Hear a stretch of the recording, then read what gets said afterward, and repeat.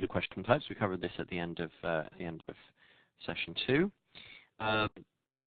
This is the first type of question is an inference question.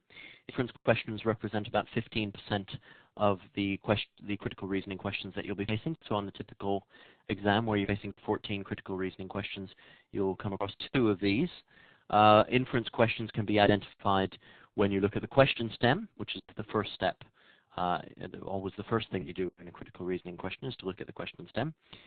You identify them by noticing the words infer, inference. The question stem might say which conclusion below is best supported by the above, and so these would be the ways that you would identify them. Paradox questions represent about 7% of the questions that you'll be facing. They tend to be among the most difficult questions, so if you're not doing very well, you may not encounter very many of them. If you're doing very well, maybe you'll encounter more than one. Paradox questions ask you to reconcile seeming contradictions, and you can identify them by seeing the words reconcile, paradox, which of the blue best explains the above.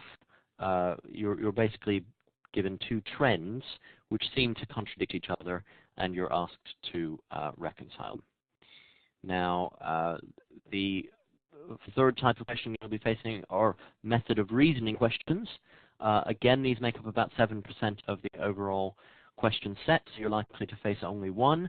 They do tend to be among the easier questions to tackle, and therefore, you may see more or fewer than one, depending on how you're doing on the verbal section as a whole. How do you identify a method of reasoning question? Well, where the answer choices describe types of arguments. Finally, assumption questions. Now, assumption questions represent about 70% of the critical reasoning questions, about 10 of the 14 questions you'll be facing. They're obviously, therefore, by far the most important types of questions that you're going to be facing. There are 3 main subtypes of assumption questions. Weakened questions, which ask you to identify which of the answer choices most weakens the argument that's placed before you in the question itself.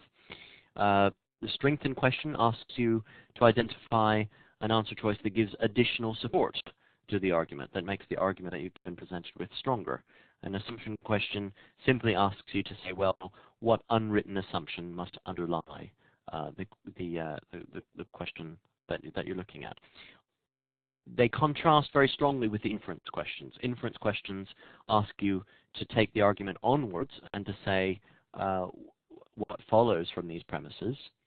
Assumption questions turn the argument back in on itself and asks you what went before the conclusion. So the most common types of critical reasoning questions have a great deal of interiority. In other words, they ask you to think what went before the conclusion, rather than if that conclusion were true, if the conclusion of the argument were true, what else would be true, which is, in a sense, what the inference question asks you to do.